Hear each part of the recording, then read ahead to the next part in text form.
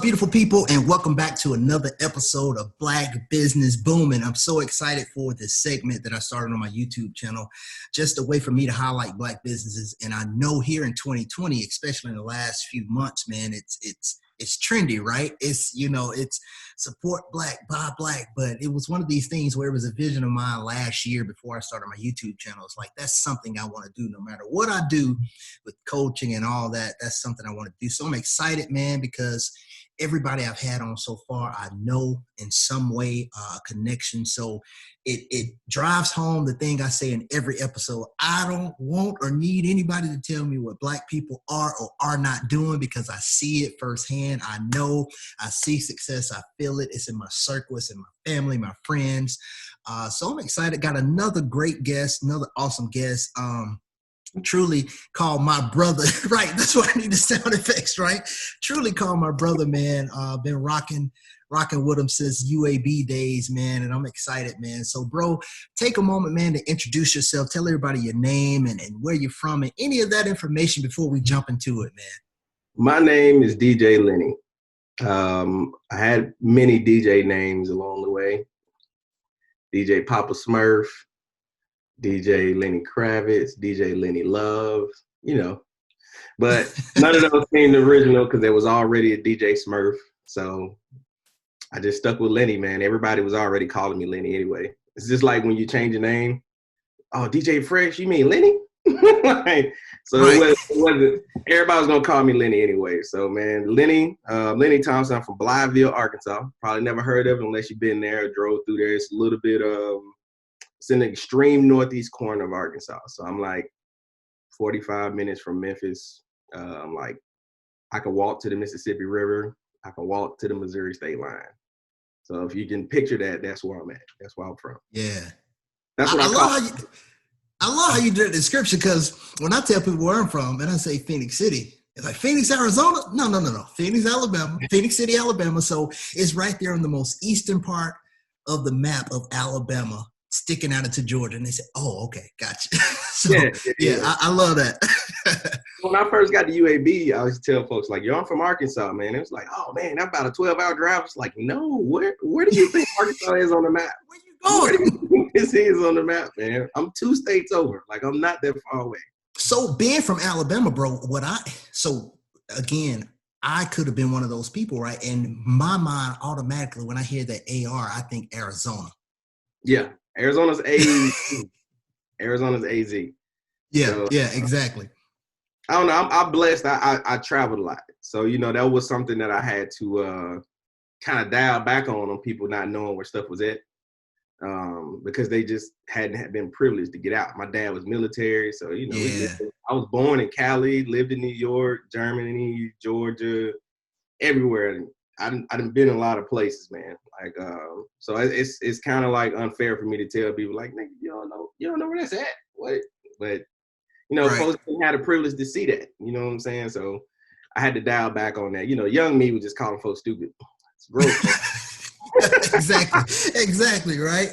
Love it. So, bro, man, let's jump into it, man. Tell everybody your business, man, the name and when it started, how long you've been doing it, and then what inspired you to do it as well. Honestly, man, the name of my business is Lenco Management, LLC.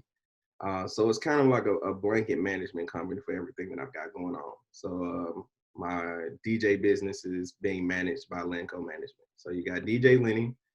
I do photography. You see the pictures on the walls. Yeah, I do those. So that's Lenny's Lens is underneath that. The properties that I had in Alabama, the property management was coming under there. So I had and then I had an artist, Schoolie Escobar. Shout out to him. So I was doing artist management. So all that fell up under Lenco Management, LLC. Still doing probably like the DJ and the photography and the artist management. The property, not so much, because when I moved to Georgia, it was kind of hard to keep up with them from a different state. I was doing everything. Yeah. But as far as when it started, honestly, Lenco has actually been in the family since I was 14. Nice. I just, we let it go away, and then I opened it back up when when I was 14, maybe 13, my dad had this property where he was storing farm equipment. But there was a building at the front of the property. And, you know, we had nothing to do. Blah, blah, Arkansas, you look it up at the time, maybe 20,000 people in the town. We asked him, we said, Dad, hey, can we start throwing parties in this building? He said, sure, y'all do the work and get it ready. So, you know, me and my older sister, me and Joy, we painted the walls. We got the sign painted. We had somebody that was good at painting signs, and the name of the club was called the Bombay Teen Club. So that's where that Facebook nice. Okay. came from. That's why a lot of people, bro. That's why I like interviews and podcasts and all that, man, because you find out so many things that you don't know. So, you know, I'm just thinking, man, you came up with a dope name. So Nah. So Bombay, nice. Me and my sister came up with Bombay, man. We were like I said, I think I was like 13, 14. I was still playing Little League Baseball at the time. And she was, you know, she was killing the sports too. So we knew a lot of people. We knew we can get people to come and hang out with us at the team club. You know, a lot of parents in the town knew my dad. So it was like, knew it wasn't going to be no BS and nothing like that. So at 13, 14, man, we were managing a budget. Like we had to, and this is how I got started DJing too. Like I wasn't DJing at first. So basically I was working the door and my sister was working the food and snack bar. So she was selling the sodas, the nachos, all that stuff when the people came to the parties, and I was working the door. And, you know, we had to pay a security team too, you know, just to, you know, everybody be safe, because my town was pretty wild growing up. Gotcha. So, you know, I was working the door. My sister was working the bar. She's handling the snacks, the sodas, the water, selling the foods and stuff. And I was at the door. Hey, man, $5 to get in. You know, $7 to get in. Think maybe on a good night, $10 maybe. You know, at this time, you know, that ain't nothing. I mean, that was a lot basically. But you know, as we're older, that's nothing. Right. But at the end of the night, we found out we weren't making any money.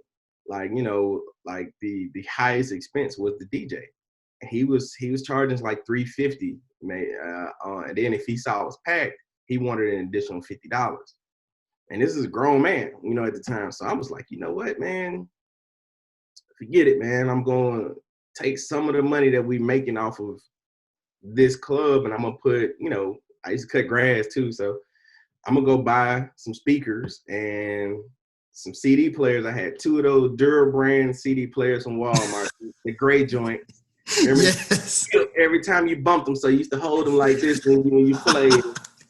I sat them on top of the little DJ booth, man, and I used to go back and forth from these 2 Dura brand CD players playing music, man. Those were my first turntables, basically. Wow. And I that's how I started DJing. I was nervous every night. I didn't know if they was gonna like what I was gonna play, but it worked out. I had my big cousin Derek with me, and he used to help me out because he was the plug on the music. And that's how I got into DJing. Now, at that time, it was just to kill the expense of the DJ to make more money. I took it serious when I got to college. I got to UAB. I used to throw parties in the basement at Hickson Hall. And then like I messed up. I messed up some grades and I was losing some money. So, you know, my dad said, I got your back, you know, as long as you're doing what you got to do. And I wasn't doing what I had to do. So I had to step up and pretty much make that money to get through and finish college. He was like, hey, man, I'm proud of you. You did it. So when I took DJing seriously, that's when DJ Lenny really like happened. Like before that, it was a hobby, you know what I'm saying? It was just to make people feel good and have a good time. But after that, I was like, I need a source of money. It's like, man, you should charge people to DJ, man. You're doing this stuff for free. Yeah. Like, pay for this. And I was like, got it. Right. Ding, light bulb moment. Man, that's so dope, man. And I think that speaks to like foundation and environment too. Like y'all having that business mindset at that age, man. And that's why I tell people that I know, especially here in 2020, of course, I say a lot of times can look rough, but seeing how the young people are thinking and what they're exposed to in this information age with internet and what people are doing, even stuff like this, seeing that, it really changes their whole environment. It gives them a foundation of at least stuff to think about. And so that's so awesome, man. So that that's something that's been there with you for years. And so Yeah, seeing the evolution is dope. it has, So, man. And I was glad that my dad actually, he wasn't micromanaging. You know, yeah, he was there every night, but he was just there in the background, making sure, like I said, we had a security team. The police used to come by and they'll talk to, like, I remember one night, the police was actually out there talking to my dad. And he got a call that there was a shooting at the address where we were at. And the police officer said, no, there's no gunshots. I'm here now.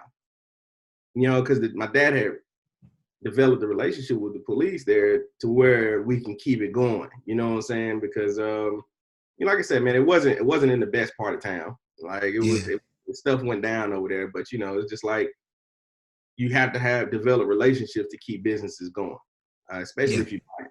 And then there was a white lady that had a house maybe across the street. She didn't like it at all, but it's a small town. There wasn't no such thing as codes and zones and stuff like that. But yeah, man, I just remember the complaint coming through, and we were standing right next to the police officer. Everything was fine. He's like, no, I'm pretty sure there's no shots over here. I'm actually on the property right now. Because when he got the address, he said, what's this address? It's like, yeah, I'm here now. It was just like, bro, man, y'all could have experienced like Karen before there was a Karen. Yeah. Like a false call.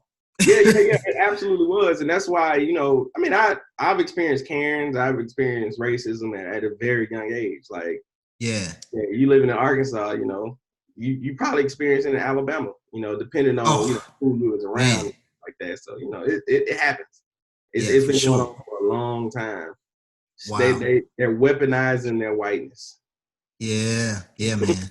That's it. And you hear that often, man, and different, news and podcasts and different things like that, because you got to search, man, to find some realness. But that's something you hear often. It's so true.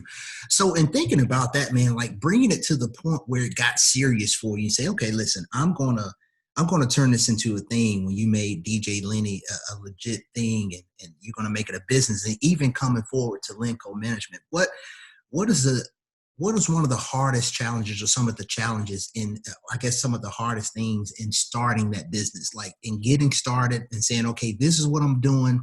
What are some of those challenges that you face in getting started? The challenge is being unknown. I knew I had the skills to really be a good DJ. I knew I was good at what I was doing, but they didn't know that. The people that I wanted to charge now didn't know that. Like, everybody that was on campus knew it. So it kind of was the building process was kind of annoying to see other people that you felt like you were better than, then they would go with them because of their name. And then like when you finally get the chance to be in front of a crowd and DJ, like it started with smaller crowds, and then the word of mouth will build. It's like, hey man, he's pretty good. We should get him to do this. And that's when Johnny Tucson, my man Johnny. Yeah, shout out to Johnny, man. Yeah. Johnny put me on to do a B-Sack barbecue. And you know how the B-Sack barbecues used to be packed. Yeah. I rocked it. You know what I'm saying? So at that point, that's when, like different organizations like started to get me. And I started out doing like the NPC fraternities. And before I got into NPAC. And then, when I showed interest in wanting to be a Q, the bruh started getting me to do their picnics and stuff like that. So it just grew and it grew and it grew. And finally, man, like, bro, we got to get them for this party. Like the struggle of trying to get it out there is, your worth, but the people out there don't know who you are yet. Right. Like you can't just come out the gate charging. I couldn't come out the gate charging at the time. This is 2006. I couldn't come out the gate charging $350, $400 DJ because they don't know who I am. They don't know what I'm capable of. And, they're like, bro, I could do 200. I could do 250. So 200 to 250 was kind of like my ceiling at the time until it was actually to get me in front of more people and they could see I could handle a bigger crowd without, folding, without cracking. So that struggle there, it was a frustrating time because I see other DJs that I felt like I was just as good as, and they can go out and get 450, 500 easy. I was like, Yeah, right. 400 too, man. I'm in college, I'm broke. I gotta pay for this school, man. I gotta pay this rent. Like, come on, man. Like, I'm good. And so it was that hunger of being looked over as a business and me wanting to transform the business. Like, I'm still doing it now. So now that I've moved to Atlanta, I'm not really known here like I was like in Birmingham. So the building here, it's a different thing because I don't really want to do clubs like that. So the ones I want to do are like corporate events. But for me to do corporate events, I have to offer more. I have to have a different realm to my business, which is why I've gotten into like lighting. Like, you have light up lighting for weddings. You can have people's logos and initials flashing on the wall. You can have, like a spotlight on the dance floor. That's just a different phase of being an entertainer when it comes to DJing. Because you can more. So, like, if I'm gonna charge this price that I want to charge, I need to be able to give them a premium service. Not only are they going to get a good DJ, but they're going to have a production, and it's all about them remembering that night. Like, yo, I do remember that night. I remember the atmosphere was good. It felt good. So it's when you build your business, like, just don't be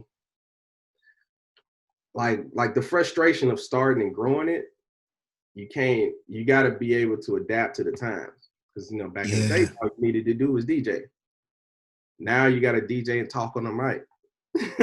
You got to DJ, talk on the mic, and you got to have a presentation. Like, you got to be a DJ MC. Right. You do, man. Like, even your appearance, like, Sharifa Whip. So I'm DJing a wedding, and at the time, I wasn't really invested in the appearance. So, of course, I got my tie and my suit on. She was like, hey, if you're going to do my wedding, you're going to have to hide all these wires. And I was like, huh? You're going to have to hide these wires. You got a lot of cords going around here at your table. Like, it just looks tacky. And, from somebody, me and Sharif are cool. Like, you go and tell somebody that, they might get offended. Like, man, nobody care about these wires. They got me to DJ, right? But no, so what I did was I just walked around the building to look how everything was presented. You got the cake table. The cake table's looking good. You got everybody's table is set. You got everybody's dressed up. You got the lights on the walls, and then you got this DJ table with all these cords just hanging out. They got stuff, and I was like, oh, I see it. Mm-hmm. So now I gotta change that up. So then I got, it's just the maturation of the business. Take the criticism and let it grow, man. Adapt to it. That right there, man, those two words, that maturity, that maturation, and then growth. You said, and that's what I was thinking that whole time he's talking about, man, that's growth, man. And it takes a lot of maturity to do that in a way where it's going to help you out, because you know how it is, man. A lot of times with criticism, sometimes there is no constructive criticism because we just don't take it that way. But for you to, that's a gem to people who are doing any kind of business, man, to be able to grow and say, look, let me be mature enough to what you did. Let me observe this for myself. Okay, I see it. I see exactly what they mean. So that's dope. Eyesore. Yeah, it's an eyesore. So you don't want to be the eyesore at somebody's event. Right. Like, that's just, in that particular business, even if I'm doing photography for an event, like, I can't be in there with a Michael Jordan jersey on and everybody else got on suits. You got to dress the part. You got to kind of like blend in. They can, put on all black. Keep it simple. The presentation is almost like half of the battle. Yeah, that's dope, man. So, and now getting over those initial challenges and getting started, and now with everything that you offer and what you do, what are some of the day-to-day challenges? Like some of those things that, can cause a little pause. I'm like, man, here we go, or this is happening. What are some of the day-to-day challenges of running a business or just being an entrepreneur in general? Well, day-to-day challenge right now with what I do, it's not a day-to-day revenue. Yeah. So it's not like it's something that's coming. I'm not selling a product that you can buy every day. I'm not selling something that you can get every day. It's mostly an event, a photo shoot. Now, if I still had, the artistry thing going, then yeah, that's every day based on we're in a streaming society. If the property, which I'm gonna rebuild that here, if I still had the property, that would be day to day. But now that COVID's that hit, like it set everybody back. You just can't get frustrated with the business taking some hits. Like you're gonna take hits. Like even big corporations take hits. It's Right. just that they have a lot more cushion. Like Yeah. just continue to build and continue to prepare yourself to take those hits. Like make sure you're reinvesting in yourself before you go out and blow some money. Yeah, for that's sure. the main thing, man. Like that's why, man, I want to say during COVID, I want to say I've reinvested in the business more than any other time. So once everything is done with COVID and everything is back to normal, I'm prepared for an influx of business. I'm prepared to have two things going on at once. Like I can set up somebody's lighting over here while I go take pictures over here. I can set up this lighting here and this lighting here, and I can go DJ at this spot, and I'll just pick everything up on my way home. Yeah. I'll be prepared to do multiple things at once versus I wasn't ready to do that before COVID. So COVID kind of slowed everything down for me and gave me time to really dial in on what the weaknesses of Lenco was. So that's awesome, man.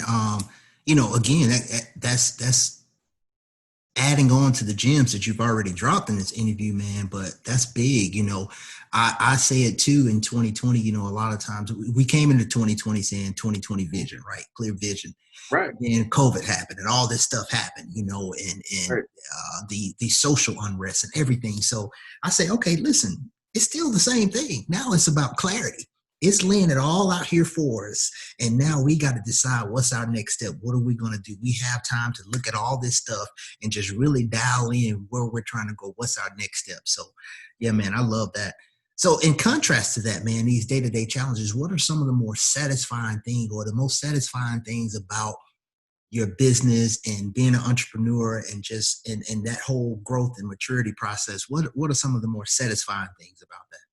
Man, the most satisfying thing, from each standpoint, like when it comes to DJing, knowing that people have had a good time, knowing that people don't regret the decision to go with your business for this. Like I chose you for this, and I'm happy that I did this. Like I love to hear people come and tell me that, because that would lead to pretty much almost, I want to say anytime I've heard that, that's led me to at least 5 more clients. Yeah. Like with the property management, like the people who I had renting the houses, like, man, I really enjoyed staying here. You weren't annoying. You let me be, you were flexible. And I was able to do that because the houses I had them way under market value. So I was able to be flexible with my tenants. Yeah. And everybody doesn't have it easy, man. Like everybody's not as blessed to have consistent income like that. So, it's just a blessing to pass along something to get somebody out of a certain situation. I want to say everybody that has rented one of my houses, when they left, they were able to buy. That's dope. So they were able to, get into their own ownership situation. Now, would I love for them to stay? Yeah, of course. Right. The goal is to not keep people in a certain place. I feel like society does enough to keep Black people in a certain bubble. Like, hey man, too many Black people getting out of this bubble. Too many Black people getting these better credit scores, so they bump the credit score. I think the max credit score now is 900. I don't think anybody knew that. Yeah. Like they bump it up. Right. Like let's move.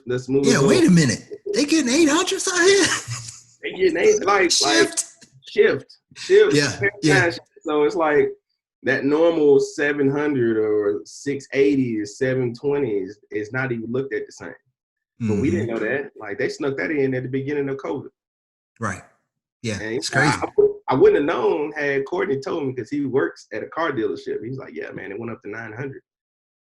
Wow. It's crazy, man. The literal definition of moving the goalposts, right? Literal, man. It's, the satisfaction I get, just to go back to the question, man, I just making people happy that they made the decision to spend their money with you and they're happy that they did. Like you don't want anybody to have any regrets of spending money with you because that's a negative impact on your business. Mm-hmm. So, that's pretty much where it is with me. I'm always going for positive feedback. I ask people, if I DJ'd a wedding 2 days, Saturday? What's today? Tuesday? So I DJ'd Saturday in Birmingham. And Saturday before that, I was in Dallas, did a wedding. When I'm DJing at the end of the night, when the music's playing and everybody's on the way out, I go out and I talk to people like, hey, man, did you have a good time? It's like, yeah, man, I did. Part of me, I wanted to have a camera. Say, hey, man, put them on. Like, man, hindsight 50-50. This just came to my head right now. I should have been recording this. But I definitely want to just make sure people have a good time, man. When I get that confirmation, it makes me feel good. So. Yeah, that's awesome, man. And coming from someone who has been to many events that you DJ, whether it was weddings or going back to the BSAC days, Black Student Awareness Committee, bro, like I've never had a situation. Come on, we know, especially for you being a DJ, we know times when DJ just, effing up. It's like, what does this DJ do?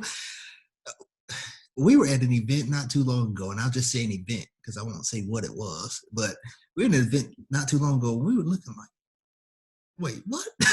What is this company? So yeah, man, definitely big ups to everything you do with that, man. And then of course, anything you put out with photography, everything looks good. So I think that again speaks to that maturity, right? And your process, because that's part of the process. Let me go talk to these people, because a lot of times people, they get on their high horse. I did my thing, I got my money, but going to talk to people and see what it is and really take that feedback, man, that speaks to, again, the maturity in your process, man, and that growth. So that's awesome, man. I love it. You got to talk to them, because how could you know if you're going in the wrong direction? Yeah. You don't ever hear from the people that's, you're essentially working for them. Like, they hired you, but you're working for them. You're doing your thing, but you're working for them. That's why, like, certain weddings, like, certain brides say, hey, man, I don't want to hear any Beyonce at my wedding.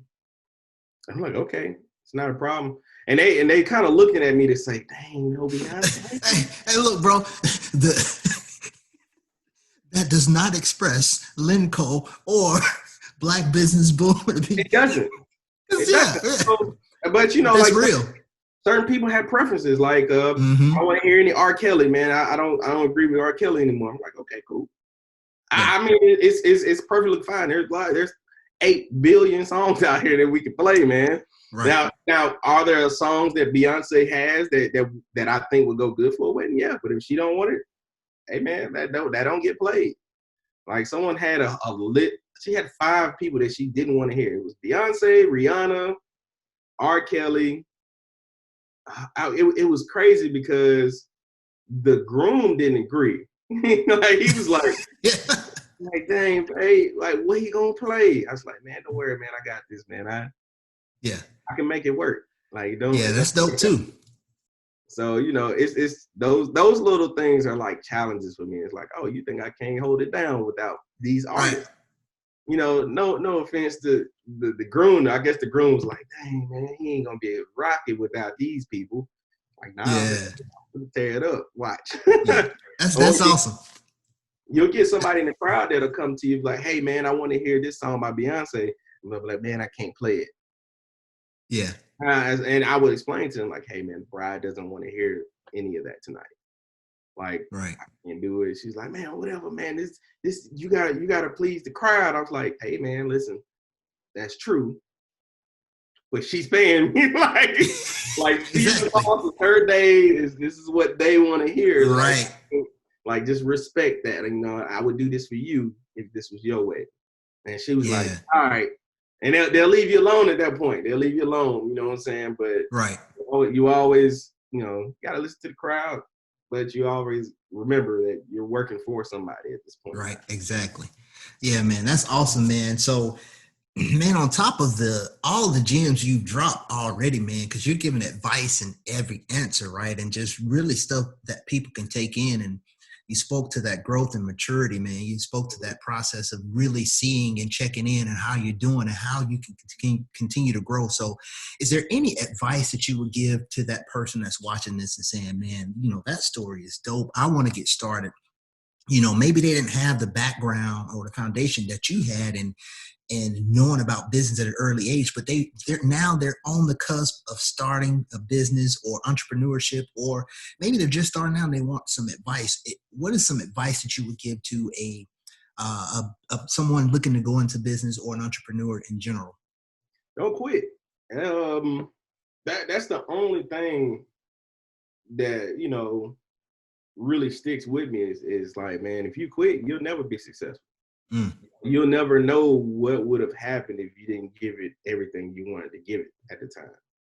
And that's a hard regret to live with. Yeah. To know that you had that window of opportunity, didn't fully take advantage of it, you didn't give it 100%. So when it's time to give it 100%, but that window's closed, it's a lot harder. So if you got that opportunity and you're on the cusp of starting your own business, do the research. Mm-hmm. Do the research on the business you want to start. And once you have the plan, go forward with it, man. I really feel like, well, we were talking about it beforehand, all the different things that we got our hands in, the jack of all trades. Right. Like having those multiple streams, man, I like I say, Pops told me, the eggs in one basket. I was a kid at the time. I didn't understand the eggs in one basket. So right. He's like, hey, man, back in the day, we used to go get our eggs from the coop or wherever they got them from and bring them in the house. And he said, but, we never put them all in the same basket because the baskets were cheap. Sometimes they would break. So if you got everything in one basket and your basket breaks, what are you going to do when you get home? Mama going to beat your butt for dropping the eggs. Mm-hmm. And you got no eggs to cook. So he said, man, spread everything out. That's what you do with your income. You got to have multiple streams. And he said, man, like you just got to keep and that keeps everything safe. So when one of them drops, it doesn't have as much of a burden on you. So right. Keeping up multiple streams there, man. And entrepreneurship probably isn't for everybody too. Like some people just don't want to do it. Yes. But there are other ways to keep multiple streams. And if you're not wanting to be an entrepreneur, man, like just looking at working the 9 to 5 every day, that's making somebody else rich, in my opinion. Like yeah, definitely. And I love that, because what I would always say, and one of the things that drove me into really wanting to get back to entrepreneurship, because I did it for a couple of years early on. Like I was 24, 25 and was, like a franchisee in a fitness franchise. And what really pushed me to it is like, okay, we talk about hopes, dreams, goals, and aspirations all the time. As long as you are an employee, you are building someone else's and feeding and watering someone else's dreams, and their hopes and aspirations. So again, it's not a knock to anybody who's there at that level. Because again, I agree with you 150%. Like it's not for everybody, because there are some struggles to it, and there are some different things. It's a mindset too in being an entrepreneur. But if it is, then here's that process. So yeah, definitely agree with that, too, man. Like I'm not talking down on 9 to 5, man. My 9 to 5 that I had fueled my LLC to start. Mm-hmm. Like, I didn't just have money to go buy a house. I had to have a job to go buy a house, and then it graduated in summer. I didn't just get that, what I'm saying? Like maybe the DJ business kind of helps sustain itself as far as getting new equipment, but everything else was investments from like me having a 9 to 5 too. So I'm not telling people not to have a 9 to 5, because I'm gonna tell you right now, I have a 9 to 5 too. Like I do, but I do keep multiple. Like I said, I do keep that, and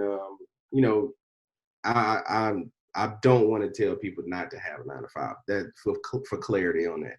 So yeah. I just want to make sure I'm not steering people in that. But yeah, for sure, it is hard. there are difficulties. It's not the easiest thing, but if you like what you're doing in this entrepreneurship, man, it's butter, baby. Yeah, love it. Love it. Simple as that, man. Like what you So, do. bro, yeah, what's next for Lenco, man? Like, what's next? What's on the horizon, the forecast? What's next, man? The next thing, man, for Lenco is the property management, man. That side is going to be opening back up real soon here in Georgia. So property management is going to be pretty cool. I plan on that taking an upbeat probably next fall, because I feel Okay. like the market's about to go down really bad here in the next few days. Yeah. Anybody that was trying to buy a house right now, like it's a seller's market. It's not a buyer's market. So I want to say the buyer's market is going to go in real soon. I want to say probably next summer, if not next summer, probably early 22. It's going to be a buyer's market, and you can get some stuff at a much, much cheaper price than what you would be paying right now. Because right now it's a seller's market. People put whatever price they want on a house or a property right now, and people are going to go and buy it. That's not the market you want to go out here and search in, period. Unless you're just ready to buy right now. Right. Like, you're ready to buy right now, by all means, get what you want to get.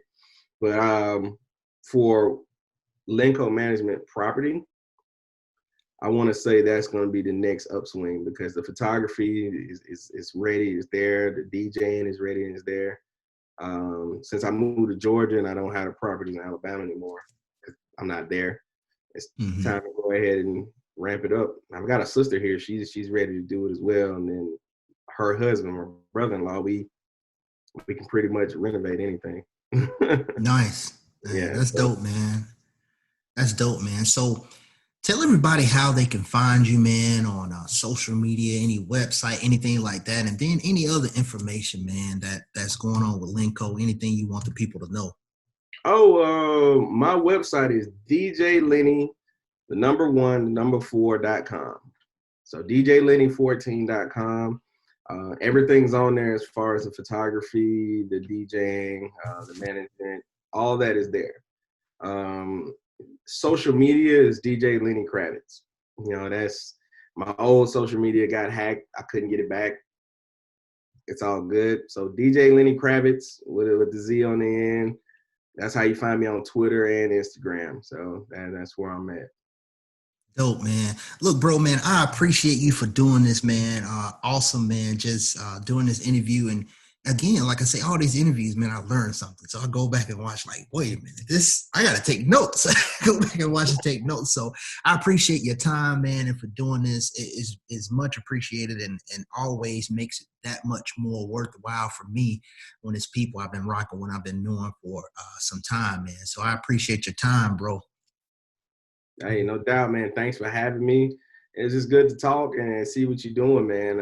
Especially highlighting everybody and seeing their journey. Everybody doesn't have the same journey, but people can come from similar backgrounds. So, people can relate to something that I said, and hey, they can make $1 million in 6 months. Almost man. Definitely. Get out there and get it, man. I see other people doing it. I'm like, yo, maybe I should have did something different. Right. Yeah, definitely. Don't fall victim to the highlight reel. Don't fall victim to it, man. Don't gauge your success based on somebody else's success. Hey, your success is yours. Yeah, right. Do to get yours, man. Because that highlight reel will have you scraping and panicking and going off somebody else's timeline. They not you. And you don't know what kind of pitfalls they have faced, so in this information social media age we're in, man, we're in a constant highlight reel. So that's so true. That's all it is, man. Social media is the highlight reel. Nobody's posting their L's. Nobody's going to sit there and say, dang, I really was in the red for 3 months. Nobody's going to say that. Nobody's going to say, oh, man, like this past year was probably my worst year. Nobody's highlighting that. Like, everybody's going to post their trip to Fiji. They're going to post them being on Miami Beach. They're going to post the 5 gigs in a row that they had in that stretch, man. That's what they're going to post. So And then the thing about it, you don't even notice, since you're following so many different people, you don't even notice when they're not posting. You just Yep. notice they pop back up with another W. It's like, oh man, they won again. Right. Yeah, man, like don't pay attention to that. Congratulate them. Keep them going, root them on, because that may be something to help them get over the hump. You know what I'm saying? So don't compare yourself to everybody else, man. You are an Yeah, individual for a reason. definitely. Bars, more gems. Appreciate that, bro, man. Look, everybody, I encourage you to like, subscribe, share these, go back and watch all these interviews, man. It's been some dope guests, man. I just continue to look forward to grow this, man, and just have more businesses on here. So thank you, bro, and thank you to everybody watching. And we'll see y'all next time on another episode of Black Business Booming. Peace.